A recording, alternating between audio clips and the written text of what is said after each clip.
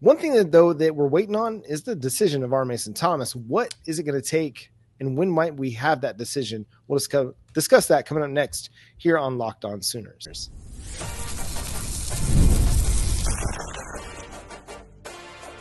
You are Locked On Sooners, your daily podcast on the Oklahoma Sooners. Part of the Locked On Podcast Network, your team every day.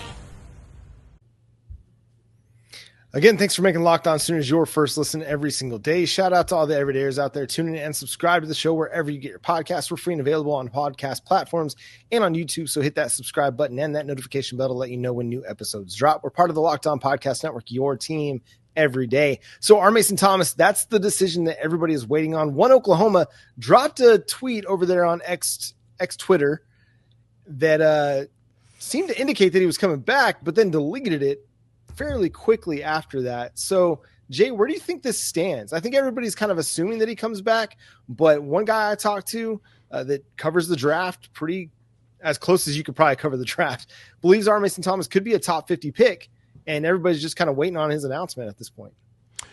Yeah, it sounds like his grades are coming a little bit better than anticipated. And so Mason's not really giving us anything in specific, but he decided to have fun with everybody on Friday. He posted a tweet over there on the X Bird, and it was, thank you, Sooner Nation. So people were assuming that he was leaving, but he never said that he was gone. And it had reference to Grease. And he put a picture of John Travolta from Grease 2. For those the uninitiated in the movie Grease 2, John Travolta, his name is Danny. And he basically tells the young lady he's coming back to school. So there's a lot of play going on here. We don't know. Could he be like Danny Stutzman that is, and make his return back, telling the people that he's going to be back? Or is he going to ride off in the sunset and just tell Sooner Nation thank you? I don't know, but it feels like he's more likely to come back than not. Now, the Marvin Jones Jr. pickup, a lot of people have asked most recently is, does that mean that Rason Thomas is gone? And honestly, no. And just as you're saying, John, no, it's not, because you got to remember, we lost 3 edges to graduation this year in Ethan Downs, Trace Ford, as well as Caden Woolard. So you lost 3 veteran presence out there, and you have nothing but young guys left, from Rason Thomas into PJ Adebaware, Daniel Okoye, Taylor Wine, Wyatt Gilmore, as well as Nigel Smith. You've got a lot of young edges, so you kind of need to add additional veterans. So that's what Marvin Jones Jr. and potentially another one could be. But John, Jared Akanik, who has been tweeting for evil lately, decided to put a little picture up here that said, which is kind of funny, it says, Mason, is this the end? And he says, of course not. It's only the beginning. What does this mean? Can someone decode this for us?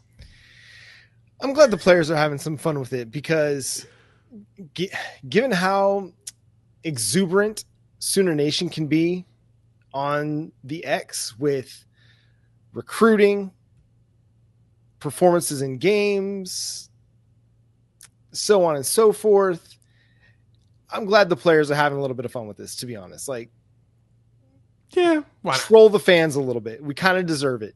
Let's just be honest. And so, listen, I'm kind of the assumption that he's going to be back. That's kind of why I keep talking like he's going to be back.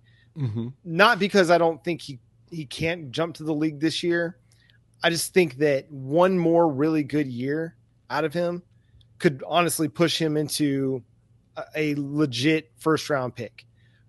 Add a little bit more size, a little bit more strength and conditioning, where he can maybe, if you can get up to like 245, 250, if you could do that over this next offseason while keeping the same explosiveness, keeping that same quickness and agility, that puts you right there into the first round, where you're potentially a top 20 pick if you have back-to-back years of high-level production, because he's got the tools in the tool belt to be a legit pass rusher at the next level. We're seeing what a guy like Nick Bonito, who arguably was probably considered a little bit undersized coming into the league, we're seeing what he's doing now, right? He's just having a terror of a season for the Denver Broncos. So I could see a similar kind of trajectory for an Rason Thomas.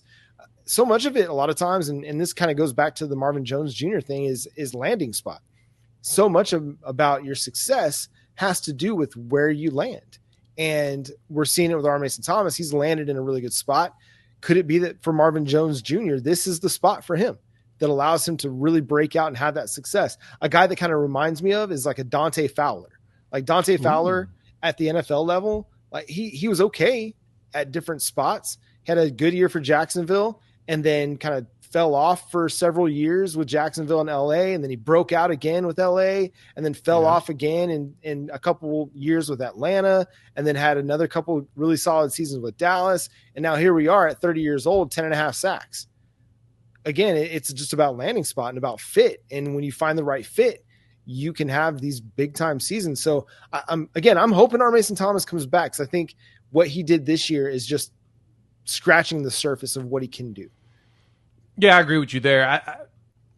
If he can come back with another 9-sack season, or at least close to that this year, I think that does nothing but propel his stock into where he becomes a top 40 player, top 30. But if he's already listed as top 50, it honestly feels like it makes sense to go pro. So it's kind of where we're sitting in the waiting game. We've got to January 15th. That's when he has to declare. And then at that point, we'll know. He'll probably have his grade or idea of potential what day he could be at that point, and then we'll know if he's going to make the return. I'm still in the position, in the belief that he will, because it makes the most sense if he does come back again and he shows out. Because the one problem we've seen with R. Mason has been health. We need to see him fully healthy. And he showed us this year. Gave us a fully healthy season, and he was cooking. Maybe the NFL will ask to see that again, but I don't know. That's the only thing I could think of. Yeah, I think just needing to prove that you can stay healthy for another year, I think that matters. I think repeating the production, I think that can matter a little bit too. And then also just showing like just the reproducibility of what he did. You know, so much of what he did was end of game stuff when teams were in pass only mode. Can he do it for 4 quarters? Can he show up in the first and second quarter and be, wreaking havoc on teams? I mean, I think he's good enough to go be an effective pass rusher at the NFL level now. Again, I think if he came back, it would benefit him. He was tied for 14th in the SEC in total pressures with 36. So good, really good production. Obviously the 9.5 sacks, really good production. Can he take it to another level though? I think there's still another level that he can unlock in his game that will solidify him as a first round pick. And that first round money is much different money. And then you get that 5th year option, that 5th year is guaranteed money. I mean, that kind of stuff can matter. And again, so much of it comes down to landing spot as well. If you're a fringe first rounder, you're going to a good team where you have the potential to not have to be the guy. You can be one of the guys on a really good defense. So I don't know. Right. It's going to be fascinating to see what his decision ultimately is. Again, I'm leaning towards he's coming back, but only Rason Thomas and maybe some of his teammates know what's going to happen. But we'll find that out here over the next 10 days officially. Right? January 15th, January 15th draft declaration. There it is. All right. There was a lot of happenings in the transfer portal over the weekend. Some Oklahoma guys entering, some targets entering, some former relationships entering. We'll discuss all that coming up next here on Locked On Sooners.